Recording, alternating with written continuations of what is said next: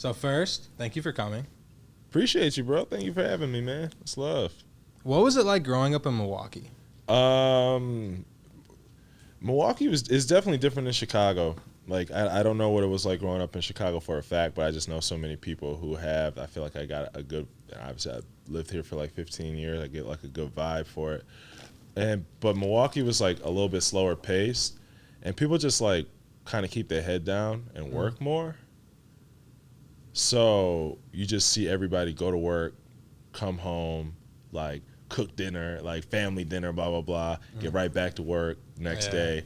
Like every single day, no matter what. You don't take sick days, you don't take vacations, and so it just kind of like instilled like a work ethic that I feel like when I got to Chicago, I felt the same thing, but there was also like a bit of like flair and like energy and like a bit more emphasis on like personality. You know what I mean? No vacations? Nah, people be going on vacations here. They be getting a little bit more money here, so I feel like people can go on vacations more. I always wondered this. Only place like my family went on vacation growing up, Wisconsin Dells. So living in Wisconsin, were you guys going to Wisconsin Dells?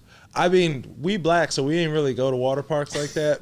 but like, I would go with my white friends. Like, we would go on like homie vacations when we were able to drive when we was like 16, 17, 18. That sounds fun. Yeah, it was dope. So we would go up there for the weekend and like sneak like beers and shit, and like that was pretty dope. But I think the only vacation I went out with my family was like to Chicago or Connecticut. Like I had some family in Connecticut, so we would go there and then like sneak to New York City for a second and like pop back. But yeah, nah, we didn't really go on. That might have just been my family. I don't even know if that's Milwaukee. I might have to put that on us. Who were some of your musical influences growing up? So cliche like Kanye for sure.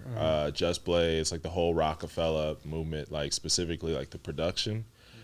Like I loved the blueprint and I loved all the beats on it, and so like those just became all the producers I grew up with. So it'd be like Kanye, Just Blaze, Pharrell, Timbaland, but obviously also I listen to like Dilla and just all like the like that era of hip hop production from all the different like regions and sounds.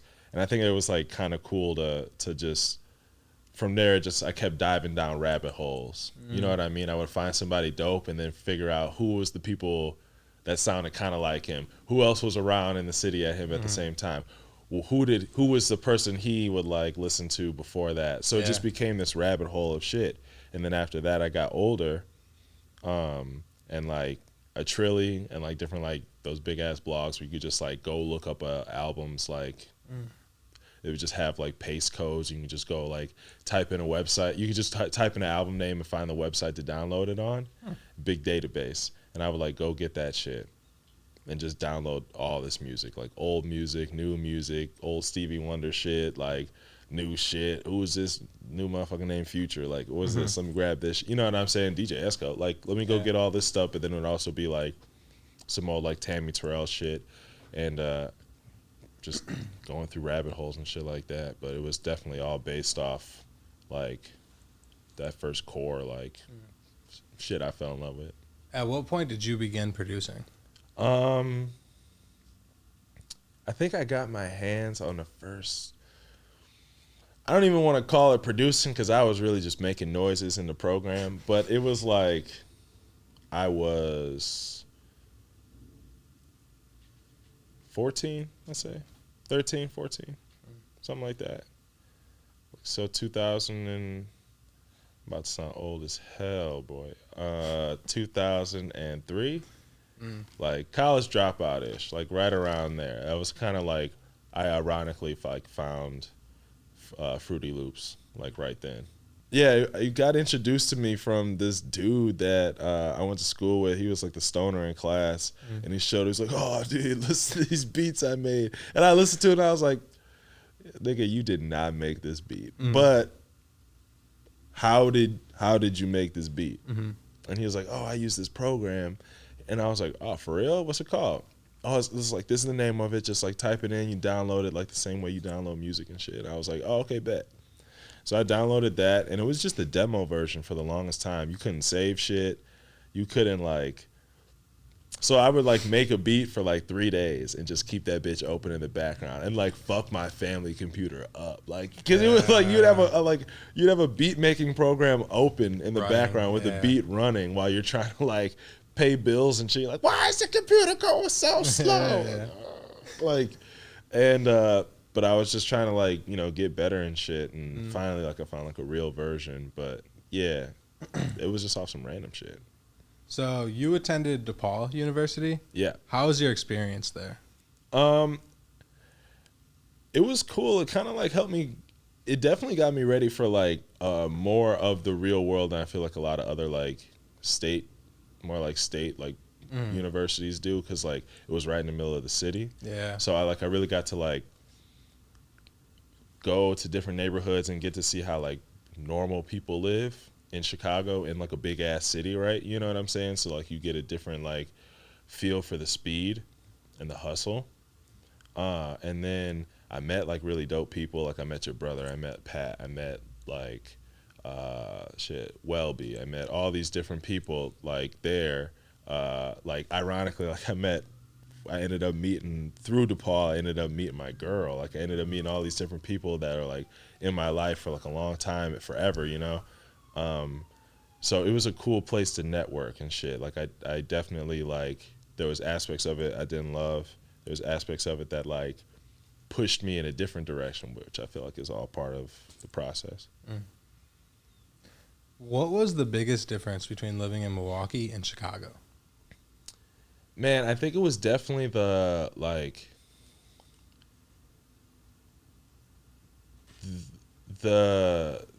personality, the like uniqueness, the like ability to like stand out. You know what I mean? Like, and this is growing up. I think it's a lot different now in Milwaukee than it used to be, but like things and cycles take time for them to like, catch up sometimes. So like something that happens here may happen in a few years other places, right? And I feel like an art scene was something that took a little bit to develop. But when I got here, I started to realize like, oh shit, like if you sing, like there's places for you to like go and be around other people who sing. Like that's crazy. That was crazy. That was mind blowing to me. I was like, wait, like I make beats. There's places where I can go and just talk about beats with people who make beats. Like, no, I thought that was just in the movies. Yeah. Like, no, this is the city where they do that shit. Like, what the fuck? Like, I could just go to Wicker Park and just like run into people. Like, and it was just like, it was crazy. So I started to realize like, oh, I could wear like this shit that I've always seen. Like, where would I ever wear that? Oh, I know where I would wear that now. You know what I'm saying? It was just like a whole different like type of expression was like opened up. I saw like there was a different way to like, expressing it. Just like, that was just amazing. That shit's amazing to me. I feel like it's something maybe sometimes we take for granted, but there's a lot of like places to just do your thing here. You know what I mean? Yeah, there really is. I've known you for a long time, but I've never asked you this. How did you come up with the name oddCouple in the first place? Dude, okay. Cool question, because there's like, it's multifaceted. I've answered it a few times in different ways, but like it always makes more sense. It's made more sense as I've gotten older. So when I first started out, like it was me and another dude. He went to DePaul too, right? So we were making beats together. He was doing his thing, I was doing my thing. But like it was just kind of like honestly a business decision of like, yo, we could team up and we could probably get popping faster if we had twice the resources. He's like, you're smart, you're on the internet, you share your shit, like I do this shit, I know these people. Like he knew more people in like the boom bap East Coast space or whatever. Yeah. And so like I was like, all right, bet. And then, we listened to each other's beats. We're like, your beats are fire, same with you, all right, bet. So let's do some shit. So we started doing stuff, and it was cool. We had some really unique beats and some cool sounds that we had made together. But like, we weren't really like homies. We didn't really get along like that. Yeah. And I don't know, shit just kind of went left, and some stuff happened with him, and I wasn't in the greatest place throughout it all. Like we were young as hell too, like 24 and 22 or some shit like that. And so we ended up going our separate ways. And I was trying to figure out, like, your brother was there, man. Like Walker was, like, the homie Walker was there. Like Pat was there. It was just like, bro, you need to, like, you know, figure out what you're gonna do, but like just keep going, man. Don't like stop making beats. Like this isn't the end of your shit. Just like you're do this. You can do this yourself. You got the juice. You can do this shit. I was like, all right, I got to figure this out. And I was like, what am I gonna make my name? And we'd already been oddCouple, and at that time it made sense. This little white dude, this big ass black dude. It's like oddCouple made perfect sense. It was like no brainer. Now I'm like, what is my name gonna be? And I was like, okay, I don't know what it's gonna be, but I gotta put out some music here. And like, I was just getting ready to put on my first like little project, like real project, the Chatterbox release, and I was like, man, I'm just gonna go with oddCouple. But I'm about to make this shit one word. And like it's gonna kind of just take on a life of its own, and I'm gonna figure it out. And then from there I started to realize like I had all these different sounds that I was making, but like the real strength of that project and like all my projects since is like the collaboration and kind of like putting my shit with somebody else's world and like mashing it together, right? So oddCouple became like the idea for like the music, like the genre. Do you know what I'm saying? Like it was like it's an oddCouple project. It's almost like saying it's like when you hear it's a Kanye project, when you hear like it's a Weeknd project, when you hear it's a Tyler the Creator project, Travis Scott, certain people like that, it's like it means it's gonna be like its own genre. Yeah. You know what I'm saying? So I was like, all right, maybe I'll just roll with it like that. You know what I mean? And then as I got even older, I started going to therapy, I started figuring my shit out, like figuring out who I am and shit like that. oddCouple became like it became the like representation of like the two sides to everything. Do you know what I'm saying? And like the kind of the duality of like living in the past and then like looking too far in the future. You know what I'm saying? Or the idea of like feeling like you don't belong, but everyone's relying on you. You know what I'm saying? Like you don't belong somewhere, but it like you have to be there. You know what I'm saying? And these different like dualities I kept dealing with all the time, and I would like find myself like always seeing both sides of shit, and like that was just some shit that just kept coming up in therapy. I was like, damn, bro, you really are oddCouple. And I was like, damn, you manifested you manifested this shit. And so it just like it all really like came full circle with it. So it started off by accident, but it's like the realest shit ever. You know? In 2010, did you actually place second in Mickey Halstead's June beat battle? Yeah. I don't know if it was June, but yeah, we did. We did. Did you look it up? Is it June? It's June, yeah. Yes, we fact checked, sir. It's June. Yeah, bro. We were so close. We lost to the homie A Villa. Shout out A Villa. He's actually a good ass dude. But we like showed up. Didn't know anybody. It was still like oddCouple, still two guys then. And me and the homie like showed up, and like we just like had random ass beats. We didn't know what to expect. That shit was hilarious. It was Reggie's, right? Oh. So like imagine Reggie's 75% packed. Okay. Yeah, I'm gonna say 75% packed. Give myself some love, like 75% packed, and like a lot of old heads. So it was like a lot of like leather jackets and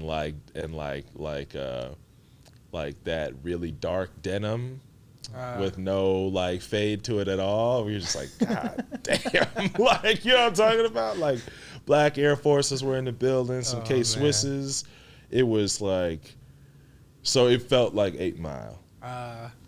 But yeah, we got second place, man. We played this crazy beat. The first beat we played, we probably should have played last because it ended up like Mickey ended up taking that shit, put on his album, which was like my first placement. Yeah. So, it all kind of it's always funny because I always forget about those beat battles, but I never forget about that song because like even my tag when I DJ and shit is from that song. So it's kind of like that whole thing worked out for the best. But yeah, it was definitely like it was hilarious in retrospect. Like, so if that was like 8 Mile, you were essentially like Papa Doc. No, I wasn't Papa Doc. No, I was. I would say I was the fat nigga who shot the paintball gun out the car. That was me. I was going in terms of like you came in second, but all right. 10 freaky girls. Yeah. Oh, 10, okay. 10. I remember him now. Yeah. I was thinking. I was like, what's his name? Charles. Yeah. Yeah, that's probably me. That was a great movie, bro. Legendary movie, man. Did you like that movie better? My two damn near 3. I really liked 8 Mile. I really liked that 50 Cent movie when I was a kid. Yeah, Get Rich or Die And dude, I don't know why I liked it so much because it was on TV all the time. ATL that had T.I. in it. Yeah, bro. Great movie. You taking me to a place, bro.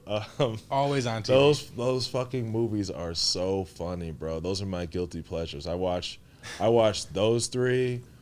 Sometimes I'll put on Juice. Sometimes I'll put on sometimes I'll put on that fucking Tupac movie, All Eyes on Me. When did that come out? It was really bad. It's a movie about Tupac. Okay. It's a terrible movie, bro. It's like the Biggie one back in the day. Yeah. It's like that, except it's like a newer one, and like it's an awful movie. But that shit is just so funny to me. Sometimes I just be like smoking pot and watching that shit. Yeah, that's my shit sometimes. You spent some time a part of the Closed Sessions roster. Yeah. How was your experience working with them? It was cool. I think it was like it was definitely a growing experience. You know what I mean? Like when I first got there, I didn't really know how to put a project out. I didn't know how to, really even run a session really like that. Like I was just making beats and knew how to like make and mix beats to a certain point, like in my laptop, and it was whatever, But getting there, I definitely had access to a studio. I had access to creative people, like the interns that they would have come through.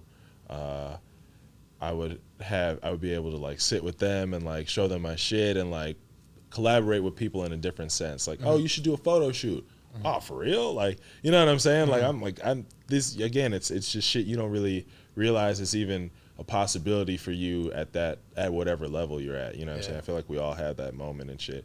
And so that there was a really cool space for me to realize that, like, oh, we got this singer. She's really excited to work with you. Like, she's going to put a project out with us. Her name's Jamila Woods. Oh, shit, I heard of Jamila. She's really dope. She wants to work with me. Yeah, she's going to email you soon. You can use the studio. Shit changed my career, you know what I'm saying? Yeah. But, like, so it was a space to do all that. Like, definitely at a certain point, hit a growth spurt where I was like, I need more freedom, I need more flexibility, and I want to be able to just do my own shit. So I've pretty much been managing myself for about 3 years now, and since then definitely have seen what the possibilities are, and I'm like forever just excited and happy that I made that move. But like I learned a lot there, and I met a lot of people, so I can never sit back and act like I didn't have like a positive experience. Yeah, of course. During that period, you grew a close relationship with Kweku Collins. My boy! When did you first meet Kweku, and why do you think you two have such great chemistry together making music? Yeah, that's family, man. I first met Kwe. I had just got there. I'd probably been on CS for like a year. I was getting ready to put on my first project, and I had maybe like 1 or 2 verses open, right? And I was trying to figure out who to put on them, and including the single, which is probably still my biggest like solo record, not like a song I produced, but first my biggest song like under oddCouple, so I had a verse open, and they're like, yeah, we got this new kid. He just emailed us his music. It's pretty crazy. Like, it's like never really heard anything like this, but we figure like he could just come in and work on some shit with you, and like if it works out, like, you know, maybe we'll see if we sign him, but we want to see like what, you know, what he's like in the studio. And I was like, all right, bet. He comes through, I meet him, I was like, this is the nicest kid I've ever met in my life. Cause I don't know you at all. And I'm like 20, I don't know, 4 at the time. He's like 16. I think that's like how it works out. Some shit like that. And like I'm like much older than him, but I'm also like mad young. Like, you know what I'm saying? So I'm like, oh, no, I'm in charge? All right, bet. Like, cool. I'm about to roll up some weed. Can you smoke weed? Like, you know what I'm saying? Like, it's just all right. Like, and we just were making music, and his vibe is just awesome, bro. And then he gets in there and he starts with the and I'm like, damn, bro, this kid is dope. This is raw. And we make one song, and like, and his dad was there, and I meet his dad. And his dad is mad cool, and it just like I just felt like, damn, this is like these are like people that I could like be around. It wasn't even awesome like, damn, this music is gonna be amazing. We about to change the world, blah blah blah. You know, I had no idea he was gonna be like become like Kweku Collins. You know what I'm saying? I guess I did from the energy, but it wasn't like that wasn't my first thought. I was like, damn, this is dope ass people I'm trying to like be around. You know, didn't even feel the age difference or anything, and so the next time we link up, you know, I'm like, yo, could you try some shit on this song? Could you try some shit on this song? And he's just like fit in and found a way to fit in perfectly on the whole project.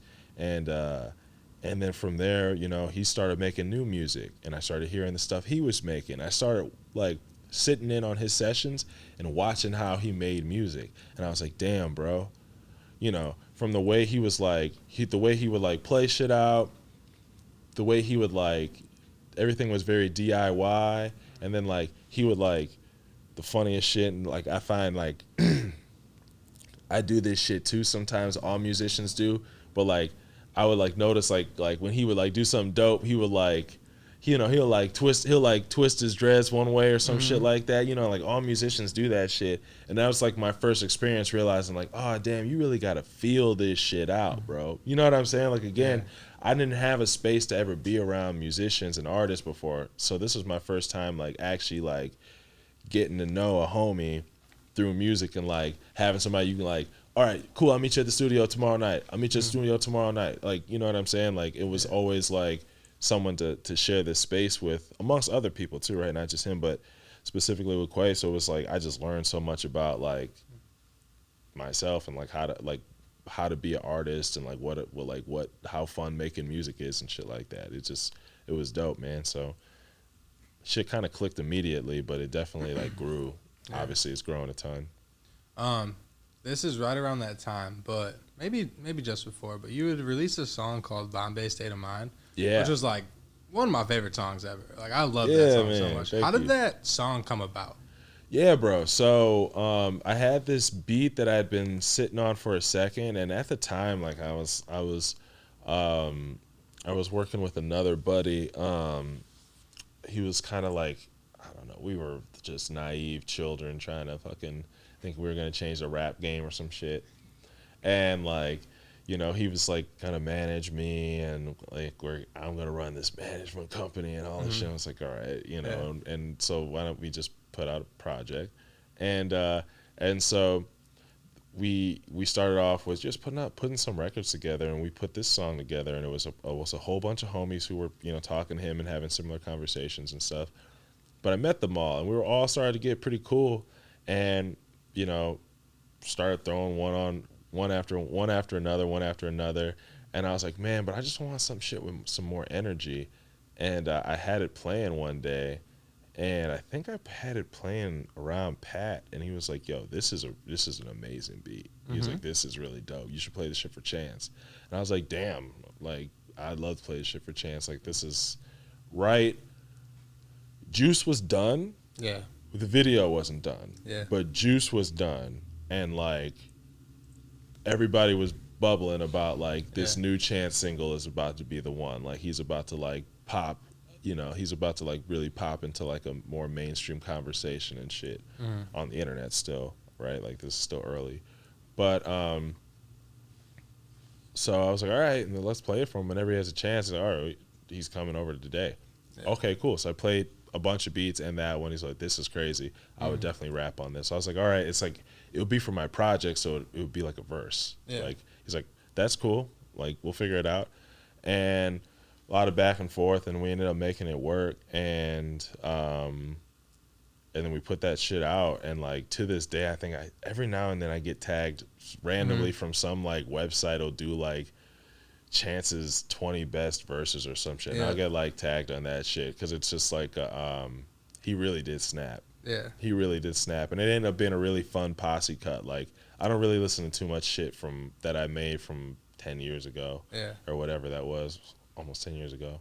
But that whenever it comes on, I'm like, all right, I'll let this rock, because it is just fun, man. Yeah. Everybody's just like rapping, having a good time, talking shit. It's a good song. That's definitely one of Chance's best verses. He goes off, man, and it's I guess my only song with Freeway. So it's like, dude, I got a song with Freeway and Chance. Like, it's a weird flex, but okay, like, I'll do it. Yeah. Is it true that you once got stuck in an elevator with 14 white people? Oh my God, yes, bro. That shit was terrifying. Not even because being stuck in the elevator, but the thought of dying with 14 white people, I was like, dude, this can't be how it goes. This can't be how it goes. I was like, you got to have something more for me. Like, not here on fucking an old town. Get me out of here. Like, we just like was stupid. 14, I think it was like 14. It was a lot. It was damn too many, bro, because the shit got stuck, and they were freaking out. The high pitched screaming was happening. Like, a lot of the, what the fuck? I was like, dude, you got to get me up out of here, man. I had weed in my pocket. I'm like, I just want to smoke this. Yeah. What's that smell? Bitch, it's me. Like, get me the fuck out of here. The fire department had to come and get us out, man. We were like stuck in between floors too, you know, so like it was like a little crickety. You know what I mean? You could like hear it and shit, bro. It was. Were people trying to jump? Nah, man. Well, once they opened the shit, we had to like sit and slide out because it was like in between. But they like had it stabilized. It was like, it's not gonna fall. They had like their little machinery and shit in there, but it was crazy, bro. Yeah. And that shit, bro. You know, we still went to the bar. Yeah. You know how white folks are. I was like, man, I'm ready to smoke something and go home. Nah, Zach, we have to go. Yeah. Damn, the wrong place to get stuck. Being with like an over aggressive like frat bro in an elevator, just getting pissed, like that sounds awful. Bro, losing his shit, motherfucker started sweating. You know what I'm saying? Like, I was sweating too. Yeah, of course. But like when I be sweating, I'm just like, bro, I gotta get out of here. Yeah. Like, this man was like punching the wall, like. How do you even have that? Brad, stop! Brad, stop! I was like, bro, Bradley, you gotta calm your ass down. How do you even have that much space to punch in an elevator with that many people? It wasn't no big ass elevator either, bro. This was like one of them little like regular joint. It was just a regular joint, man. I don't know what we were doing, bro. That was the last time I got stuck in a little confined space with 14 white people. I tell you that much. I'm not trying to get in no confined never space had that shit happen again. Like, nah. Elevators can be sketchy though. Yeah, bro. Facts. I could go on about elevators, but I'm not. So, until the release of your recent album, you took a hiatus from releasing music. Mm-hmm. Why did you decide to take that break? Man, a few reasons. Like, I was really trying to like make music. So throughout up until then, like, I had like an actual day job. I was working at a tech startup, like, and I was burning the oil. Like, I never had no sleep. I didn't have time for like a girlfriend. Like, it was just like never time for anything real. Mm-hmm. You know what I'm saying? Yeah. Except music and work and like paying bills and like getting fucked up. Yeah. Right? You always find time for that shit. Yeah. But that was it. And like And so I was like, dude, I'm just like, my nephew was being born, like my first nephew was born and shit. Like my mom was getting older, she's getting ready to move. I'm like, dude, I'm trying to like, it was like 27, 28. I'm like, bro, I'm trying to like, not slow down, but I'm trying to like actually like enjoy my life as it is right now. Everybody keeps saying this is the golden years, like, you know, you're making money, but you have no responsibilities. You're like out there active, but you know how to stay out of trouble. It's supposed to be the dopest time, and I'm like working 70 hours a week between the studio and the actual job. I got to figure this shit out. So I'm like, I talked to my mom, I'm telling her all this, and she's like, you know what? I feel like you should just center your life around your passion, gamble with everything else. And I was like, damn. My mom never told me that shit before. Like, we had it out because I didn't want to go to school anymore. So, like, I did not expect that. But at this point, you know, I guess, like, shit had just gone in such a way. She just understood, like, nah, this is what you need to be doing. You've shown that you can, like, handle this shit. Do it. All right, bet. I go into work the next day ready to quit. Before I even can say, like, I quit, they tap me on the shoulder, bring me in the back office. They laying people off. Instead of quitting, I get severance. I'm like, okay, bet. It's the first. I'm like, it's the first sign. Let's get it. So after that, that summer, you know, I'm playing a bunch of shows throughout the city and stuff. Like, had a nice little run and shit. And then, you know, right around then, I decided to leave closed sessions too. So I'm like, okay, I'm about to be a musician full time. I'm about to manage myself. So whatever comes in is going to be more directly to me, but it's also going to be on me. And like, there's no like YouTube course for this shit, right? All right, so you're gonna have to tap in, lock in, and really figure this shit out. So I started looking for like maybe music jobs, like some shit I could do that would still like help me be in. You know what I'm saying? Like maybe I could like write for somebody, or I could like, you know, work in like whatever, like, you know, and just like some shit in the music industry where I can stay tapped in, but like make some bread. And I started talking to somebody, and I start talking about like music supervision, music publishing and shit. Long story short, man, I just found myself in a rabbit hole of like figuring out all these different ways I could be a producer. And while I'm doing that, it's helping me like clear out a lot of like mental cobwebs. Started going to therapy, started just figuring out like life and shit, and took my time with it. And while I'm doing that, I've always wanted these odd couple projects to be about where I'm at. First one's called Chatterbox. I had a lot to say. Second one's called Liberations. I had found like myself. I had found like freedom. Like I said, I'd reached this point to where like I'm in these golden years of life, right? So I was like trying to make an album about like when you reach that spot and like what it's like to like feel like, oh shit, it's all on me. I'm having a blast. This is like, I'm free. So the third one, I was like, what do I want this shit to be about? It's got to be capturing this time that I'm in right now. And like, what am I doing? I started to realize I was realizing what I wanted in life. I was reflecting on what, you know what I'm saying, on what the things I'd been missing out on, and the things that were happening around me, and what I wanted to like be able to enjoy while still what was important. You know what I mean? Finally figured out how to make money making music and be creative and like have, you know, time to do shit and like space to support my family and be there for homies and have a girlfriend and like, you know, like support her and do all this different shit that I never really had time for before. I finally figured it out by taking my time and like thinking about what I wanted out of life and shit. I was like, okay. So it took some time, but all of that was just like space to kind of grow up and figure out, you know, myself. And then that's kind of why that's why it took so long, but that's also kind of why the album sounds the way it sounded and why it's called what's called. So, you released Reflections last year. It even landed at number 31 on our top 50 Chicago projects. Shout out, y'all. What was the creation process like?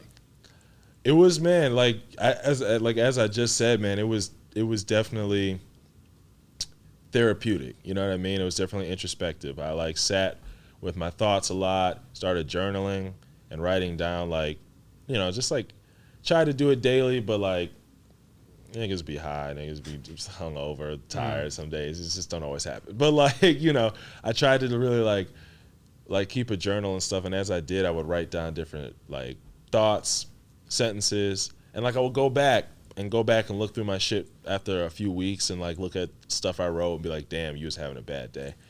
Cross that out, you know what I mean, and like kind of keep myself accountable, and it just helps with me like with clarity. And I would go back and I found certain shit and I was like, damn, that's like poetry. And so one was like, how many angels will I meet?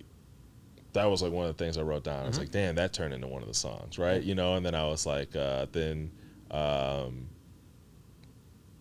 thing that I wrote down is like, you can't be mad, it's all you ever wanted. And then the first song on the album is called All You Ever Wanted. You know what I mean? So it's like, it just became these things became like almost like a mantra, or these things I would like meditate with after time. And so while, you know, I finally, like I said, I reached this place of stability in my life with like things all started to fall into balance, I also was like, all right, like I'm low key gonna like really level up the music. I'm gonna level up the quality. I'm gonna take my time. I really know how to do this shit. I've been making music for commercials and movies and all this other shit, so I really know how to polish my shit a little bit better now. But I also have this wild like story of introspection and like finding myself all over again that I'm trying to tell, and I have all this notebook worth of just realizations I've come to at random times in the day when I can sit down and collect my thoughts. So I put it all together, collaborated with some really dope songwriters and singers and shit, and it came out the way it came out. I'm like really, you know, proud of it, and it's like one of the project that I'm the most proud of because it was so holistic and it took like so much real shit and then so much like, all right, I'm gonna intentionally make music like this for this shit. So you're kind of like off that now, but for the longest time you had a very deep hatred of Nick Cannon. I knew he was gonna ask me. Like, where did that come from? Bro, so we all grew up loving Will Smith, man. I just think Nick Cannon is just, for so long, it was just a bad impression of Will Smith. And I feel like there's a lot of niggas who do that shit. And I don't like any of them niggas. like there's a lot of people who do like the Will Smith-esque thing, and that this is just hella corny. And like, I feel like all black men at some point in life have like fallen into that shit, whether it's to get a job or like to like impress your girl's like parents or some shit. You just been that kind of like overly cheesy, like real smiley, but also like, I got a dark side. No, you don't. Like type shit. And like, I did not like that shit with Nick Cannon. As I gotten older, I just learned to let that man live his life, because like, he got so many damn kids, bro. He got a lot of shit going on, man. I ain't trying to judge that man, because I want his money, but I don't want his problems. You know? I feel it. If I could get one without the other. If he walked in right now, sat on the couch, how's that conversation going? Just like, let me get some money, bro. What? Like, what? I just big up to you. Let me get some money, bro. So not too long ago, you had the experience of working closely with Oprah. Can you tell me how that came about? Yeah, man, that shit was a blessing.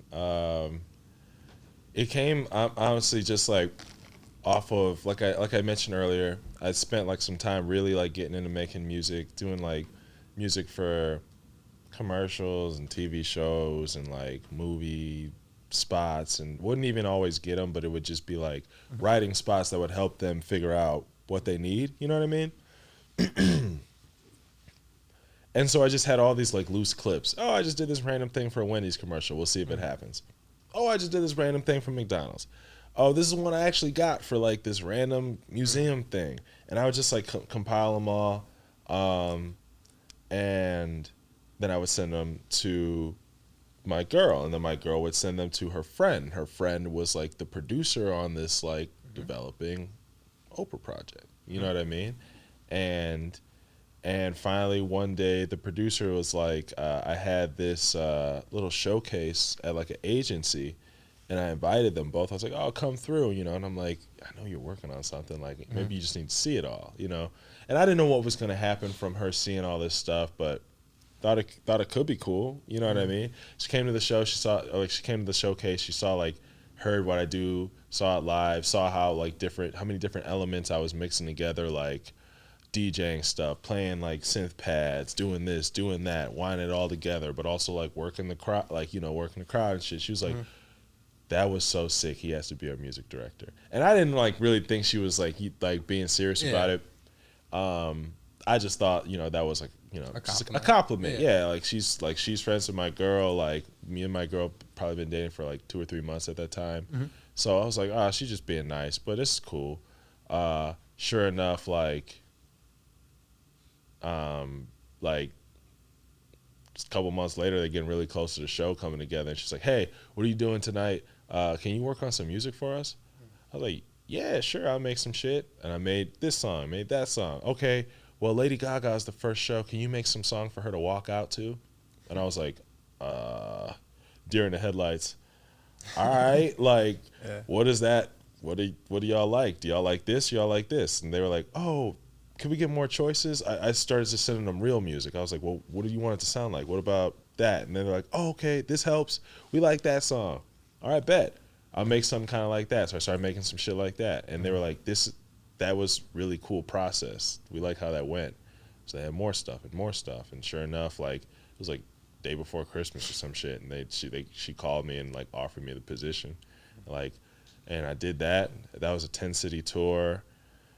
Worked on all the music, all like the walkout music for Oprah, all the music for her narration, music for other interweaving parts. It was like an 8-hour show, and I did all the stuff for it, and got to like work with a lot of members of her team, and got to do a whole bunch of events since there and shit. But it definitely like just helped me get a perspective on like what producers can do, like what is a music producer, you know what I'm saying? Like when you see like Ludwig and shit, and he's doing like movies and Tenet and shit, you're like, damn, bro, I could do that shit. Like I kind of know how to do that now. Like I just got to get as good as that motherfucker, you know what I mean? But like, which is like easier said than done, but like I at least understand how it's, it could be done, you know what I mean? So it's shit was crazy. All right, so I like to ask this question to Chicago artists. There's always that conversation, right? Chicago doesn't have this, whatever Atlanta has, or Chicago's music community doesn't have this, whatever LA or New York has.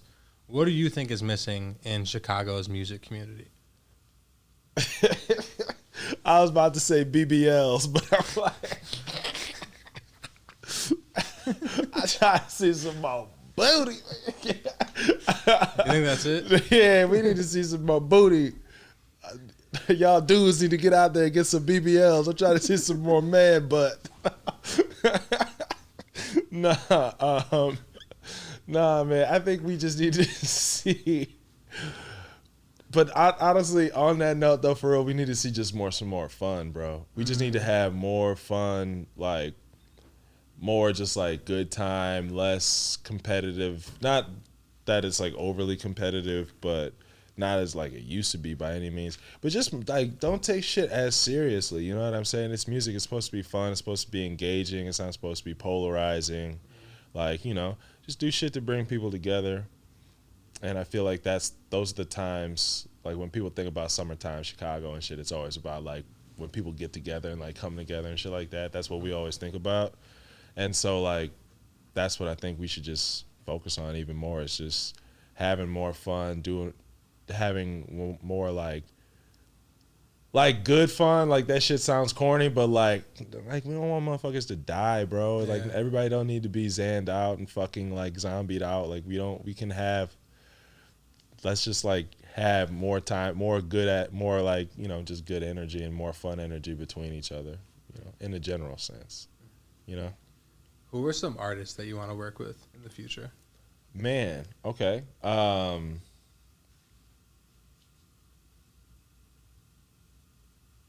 There's a few different artists. I love Tame Impala. That shit would be really dope. Like on a similar note, in a more like local sense, even though they're definitely like dope and huge. Whitney, love Whitney. Like I fuck with Casey Shakur. Oh, dude, she's so good. Amazing. Right? She had this song with Maddie Woods on her project. It's so good. She's really dope. I've talked a little bit with her back and forth about doing some stuff, so I think we'll probably get up this year, hopefully. And yeah, she's really dope. Right? There's pipe dream artists like James Blake. Fucking love James Blake, right? Like, but Thames, fucking amazing, right? Like, such a vibe, and it's like her voice is an instrument in like the dopest way. You know, I don't know, man. This is such an eclectic, like, I just really want to like continue to push the boundaries with the collaborations and shit that I make. You know what I mean? Like, one thing I was really happy with on Reflections was like, worked with Elijah Blake from LA, or, you know, he's like stationed in LA. Worked with The Mind, I worked with Jamila. Like, it was the first time I got to mix so many male and female singers on so many different, like, on a project like that. And it really was like, okay, I covered a full spectrum of like a sound that I was trying to like create and like get into. And so, you know, with the next project, I'm trying to even take it into be more aggressive with that, and like even work with even more eclectic artists. So I'm really trying to like mash my shit with different sounding people, but like definitely just like outside the box, interesting collaborations that make something new for them and something new for me.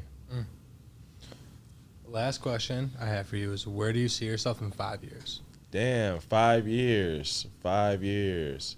Married with a couple shorties, you know what I'm saying? Like, definitely on my grown man shit. But also, bro, I want to be managing somebody.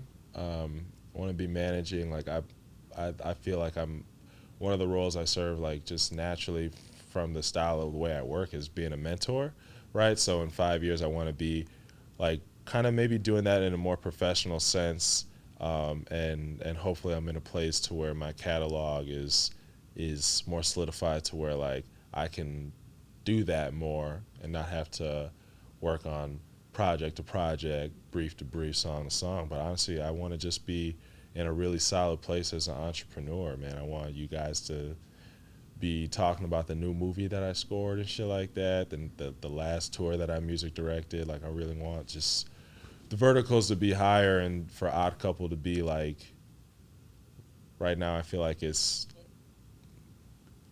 rings off in the city. I want it just to be able to ring off like in a whole nother space and just a higher level, you know?